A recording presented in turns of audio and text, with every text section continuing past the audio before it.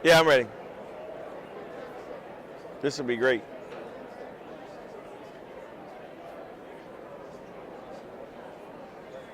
Oh, so yeah, supposed to start chatting. This Okay. All is, right. he makes it look normal and then Okay, tell me flow right about in you. it. Oh wow, I am yo. He just told me we're going. So one second. Okay. Hey, how are you doing, everybody? This is Derek McCoy at National Religious Broadcasters (NRB) live in Nashville, Tennessee. It is a great thing. We're continuing just like we've been doing for several days now, and thanks to you, we're able to do this. We so appreciate you and value you, but we wanted to continue, just like I've been talking about, bring you good people and understand some of the stories that are behind the story, so to speak, about the lives of people, projects that are going on, and so many different great things. And again, it's Friday. This is the last day of NRB, but I'm going to tell you this. Maybe God saves the best for last. Because that's what he did in the story in the New Testament. And at the same time, we get to be with Dr. Carol SWAIN now. And it is a phenomenal privilege and honor to sit with her. I'm just, all I'm going to do is ask a couple questions and let her talk, really, because Okay. it's really a privilege. I mean, the little stuff that I've done, I look at it, I say that's small potatoes in just your story, where you've come from. You were telling me just a few minutes ago that you were raised in Virginia, huh? Southwestern Virginia. Southwestern Virginia. Rural poverty. I started off life in a two-room shack. Wow. My siblings and I slept on the kitchen floor. And at one point, 9 of us were living in that 9. house. And my family grew to be 12, so there were 12 children. They took that serious. Be fruitful and multiply. Well, I mean, I had a stepfather, Okay. and Okay. and so it was a very challenging. Challenging. Okay. Yeah, and the two-room shack, my stepfather built 2 additional rooms, and when he did that, we had my parents had a room, and there was a room for the children, so we didn't have to sleep on the kitchen floor, but there was a boys' bed and a girls' bed, and all the girls slept in one bed and all the boys slept in another bed. No indoor plumbing. We had to carry our water from a spring, fill up the washing machine. We had electricity. Now I could embellish this story and say that we did not have electricity. We had electricity. And a few years ago I went back to that shack, and it had cardboard paper over the frame. Yeah. No drywall. Right. And over that, there was some wallpaper, and it was a tin roof. Wow. Wow. And it was very tiny. And it was, yeah. Maybe 600 square feet. I don't know. That's it was amazing. A So shack. so you were there in your childhood. Which I cut short. Yeah. Okay. I understand. Maybe they'll stick with us for a little longer this time. So tell me, after that, where'd you go to school? What was your, how did you progress through that? I knew you had 12. First of all, it was 12 Wow. of us. Wow. 7 boys and 5 girls. My goodness. And we all dropped out of school after the 8th grade. I started the 9th grade. And you heard about the boy in Florida some years ago that he went to the authorities and he asked to be placed in a foster home. Yeah. I did the same thing. So I was Really? actually the first child in America to do that. He got the headlines, but I did that when I was about 12 or 13. And that did not work out, and I ended up marrying at 16. And I married a neighbor. We moved from the country, because I was born and raised in the rural South in a little town called Chambersburg, to Roanoke, Virginia. Okay. And I married someone that had been a neighbor that was a few years older, and I had my first child at 17. By the time I was 20, I had 3 small children. And I did not have a car, could not drive, and I can remember walking with one child on my back, one child strapped to my chest, and one child by the hand. And so it was a very depressing, very hopeless situation. But I can also tell you that as a child growing up in those circumstances, I always felt like there was something I was supposed to do. I always felt that there was more for me, and but I had no way of knowing that my destiny would include going to college and getting university degrees. And I presently have 5 university degrees. I started with my high school equivalency, and I went to a community college, got the first of 5 degrees. My first degree was in business, second one criminal justice. I have 2 degrees in political science, a PhD and a master's degree, and I have a degree in law. My goodness. So help me understand it. And that is phenomenal accolades to that. And let me ask you, you had 3 kids, you were 20 years old. What got you going to school? Where did that transformation take place? What was inside? You said you had a drive, and evidently people around you knew that you were a pretty serious person.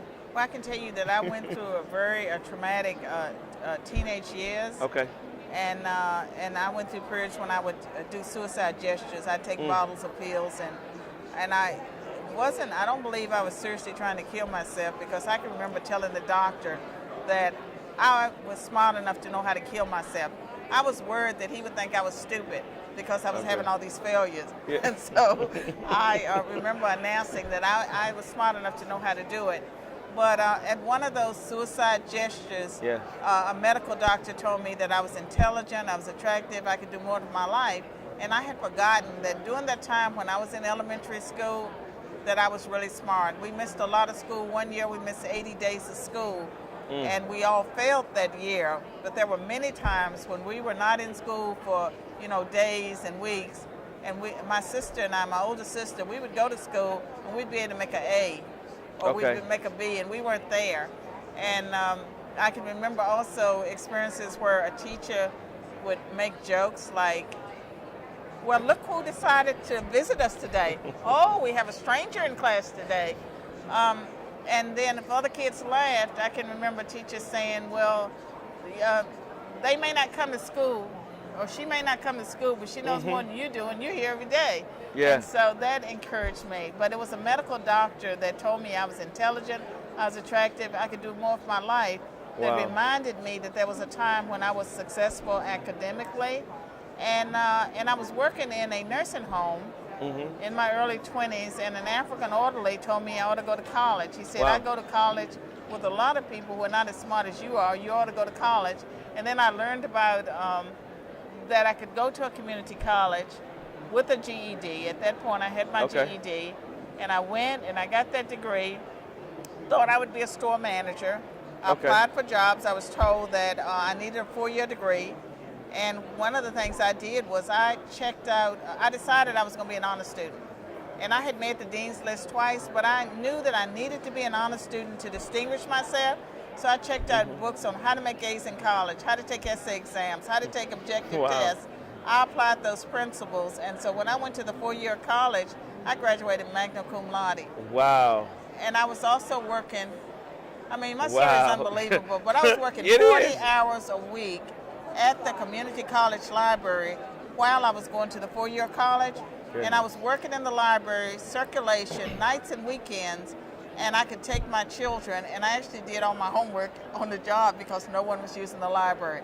How's that for God? Goodness, that's something else, because you took your children on the job that you had at the library while you were going to school. My goodness, full-time at a 4-year college. And see, people got to understand, you had kids. Yeah, 2. You had a full-time job. Yes. And you were going to school. And God had a boss. He was not a Christian. And a lot of the people that God has used in my life were not Christians. Okay. And most of them, all of them pretty much were white. Okay. And that's the story. And I found that because I was poor, that the black middle-class community did not have an interest in people like me. And I guess they didn't expect much of people like me. But at that community college, because I started as a work-study student, because I was reliable, and they could count on me to always be there, they created that full-time job for me. And not many people use the library in the evenings. And so it just worked out that I was there in the evenings in case someone wanted to use the library. I could help them, but I was able to do my homework. Wow. And when I was graduating with that 4-year degree, and I thought I wanted to stay at the library. The director said, there are better things for you. You should continue your education. So were you a Christian at this point? And when did that take place? Much later in life. I was spiritual. Okay. And I had, my family was Methodist. In my teens, I got involved with Jehovah's Witnesses. I left them in the early 70s. Well, I left them by 1975, something like that. And I left religion. And I did not return to religion until I was in my 40s. Wow. Till you were in your 40s. When I returned. But I was always kind of spiritual, and I always knew that there was something bigger than me guiding my life. Okay. And I always felt like there was something I was supposed to do. And being a university professor was not natural for me because I was terribly, terribly shy. I was so shy that if someone asked me my name, I would literally forget my name. You were shy? And when I was in college, I would write out everything I was going to say to get that class participation grade, that 10%. Yes. I would write out a question or a comment, and I would read it, and the paper would be shaking, and my voice would be quivering. And I became a professor, and I tried to write out everything. And I did not get delivered of shyness until I had my Christian conversion experience. My goodness. In 1999, the Lord just removed all of that fear. All the fear. So there's so much I would ask you about, because I know not too long ago there was a little bit of controversy about some of the things that you were saying. Tell me about that issue. Well, what was interesting about that is, you know, I can tell you now that it was one of the most traumatic things that ever happened in my life. Yep. And before that happened, it involved an opinion piece that I wrote in the local newspaper about Islam. I criticized Islam. And it was right after the Charlie Hebdo terrorist attack in Paris. It was a week after that. And my university, it resulted in a protest. The Dean of Students sending out a campus-wide email to all the students telling them that they needed counseling because of the ideas expressed, you know, that the counseling was available. And it was something I knew when it was happening based on the emails I was getting and what I was reading about myself in the paper. You know, these people were coming together to denounce my hatred and my bigotry.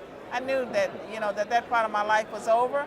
Yeah. And, you know, talking about it today, you know, 3 years later, I think it was God's way of getting me out of that secure, tenured position. Okay. Because, I mean, I probably would have stayed until I was 70.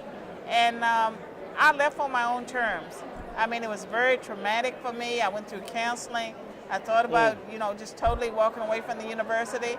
But I went back, and I taught a semester, and I had a great semester. But I found that there were so many things that every time I would do something publicly, I would be denounced as not representing the university. At some point, I decided this is not working out. We need a divorce. Wow. And so I decided to leave the university. But the Lord told me that my classroom is the world. And so I'm still a professor. And so I'm getting a message out. But I'm doing it, you know, using the media. Using social media, like my Facebook page. I mean, I'm educating people through the PragerU videos and through my appearances on television, through appearances like this. And so when I was attacked, it seemed like the worst thing that ever happened, but in some ways it was the best thing because it elevated my profile in the world. Okay. Because they needed to know who Dr. Carol SWAIN is. and really your story is amazing. But also you've seen kind of an erosion of our liberty, our freedom, obviously by writing something on your own time and seeing the university jump in and make their stance. What do you see what's going on in culture today? Well, I think it's very dangerous because if you look at our nation and our Constitution, we've reached a point where universities are no longer pretending to be marketplaces of ideas. And our young people are not being educated, they're being indoctrinated.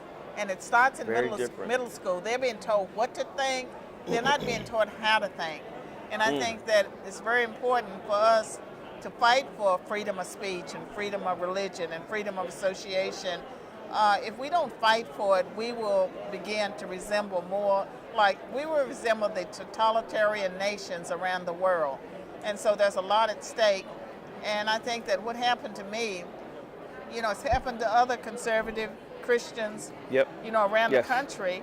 And it's part of the persecution that I believe Christians are told to expect. Okay. And the only way we get around it is that we have people who are willing to stand up for the Constitution, stand up and fight back. And I'm very much, encouraging parents to be actively involved in knowing what their children are being taught, especially in the public schools, and how they're being indoctrinated. And there seems to be an agenda to steal the innocence of our children. I have a book that was published in 2016, a co-authored book, Abduction, How Liberalism Steals the Hearts and Minds of Our Children. There's a clear agenda to take our children and push them in a direction where they're being taught there are no absolute truths. And they're being taught, to deny science because there's all this confusion about what's a male and what's a female. And, that you are what you think you are, that you can be a male today and a female tomorrow. Total nonsense. And we need to teach our young people how to think so that they're not deceived. Ooh, that's a mouthful, but I understand exactly what you're saying. It seems as though, what did they say before?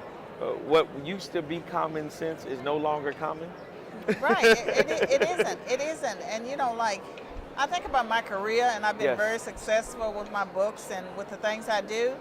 And it's not because I'm so brilliant, I have common sense. I was raised in the country. Okay. Well, there's so much I could ask you about in terms of just, you seem to, one, have defied odds. There's a sense of destiny and calling in your life. But at the same time, you've overcome obstacles, which a lot of people have said, I can't do that. That's too hard, or it's too much. If you look at, what would you say today, to young people maybe listening to some of the folks that are, out there, maybe they might be, in the middle of life. I don't know. Well, I can tell you that it's never too late, to change your life. And one of the scriptures that the Lord has given to me that's meant a lot to me is Jeremiah 29:11. I know the plans I have for you, plans of good and not evil, to bring you to an expected end. And when the Lord saved me, the scripture that he gave me too was 1 Corinthians chapter 1, verses, I think, 26 through 29. It's about how God takes the lowly things and the weak things and the things that are despised and hated to confound the wise and the mighty. And I'm paraphrasing the scripture, and so I'm butchering it. But if you go to the Bible, 1 Corinthians chapter 1, verses 26 through 29. And so, I came from the lowest of the low. The Bible talks about the dung heap. I came from the dung heap. Only God could have done what was done in my life. And I think that, like God raises people up that are unexpected, from places like, I'm not, I had to, it's just like no one from my family has done anything like the things God has allowed me to do. And I see my life as being about something much bigger than me. And he has wired me to be transparent. He has wired me to speak truth.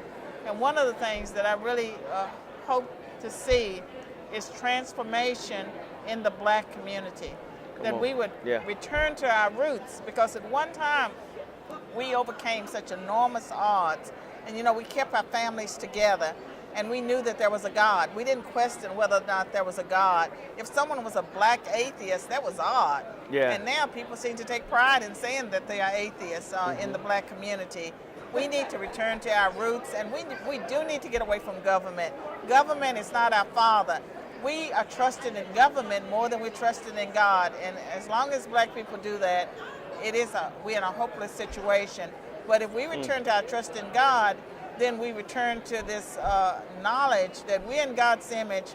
There's a sanctity of human life, and you don't get then the black-on-black crime where we're killing each other, or the astronomical abortion rate, and just all the things that we are doing to each other. Yes. Ooh. I would love to spend even more time with Dr. Carol SWAIN. Obviously,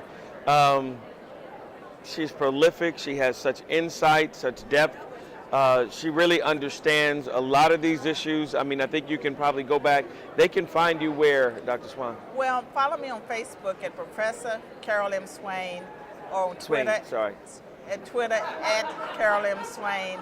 And my website is bethepeopletv.com. And if you're not conservative, you know, you may find things that are challenging, but you learn when you're challenged. And so I hope that some of you will follow me on Facebook and Twitter. Go to my website, email me at carolmswain@gmail.com. Thank you. And she was so nice. I called her Swan and Swain. I That's apologize. okay. But if you, here you have Dr. Swain, who has overcome obstacles. She was not born in this place of being a conservative from birth. That was something you thought was common sense principles, I would think you would say. Yes, in 2009, I became a Republican, but I always, you know, just wondered about the world. I was always curious about the world. And that's what drew you to, did you, you know, I know we're supposed to be finishing, but did you look at the platforms? How did you get to that decision? Well, once I had my Christian conversion experience, I looked at the platforms of the two political parties, and there's no perfect political party, but the Republican platform is closest to my values and principles as a Christian. And I think that there are people in the Republican Party that need to be in the Democratic Party, and we need to just send them along because they belong over there. Yeah. But I think that the Republican Party, if you look at its history, that it has always been the party of principles. It's always valued the sanctity of human life and the humanity. I mean, it was birthed as an anti-slavery party. It was the party that fought for civil rights all along. And so I think that it's the natural home of blacks. But at the end of the day, there's no political solution for what ails America, that we will always have problems until Jesus Christ returns. But the black community doesn't have to suffer and always be the worst of the worst of the worst. We can do better. Wow. Well, we're going to leave it right there. We can do better. And so you have heard it here, again, at National Religious Broadcasters, live here in Nashville, Tennessee. We appreciate you watching and tuning in. And thank you, Dr. Swain, for being with us. Appreciate it. My pleasure. Thank you. Appreciate you. Thank you.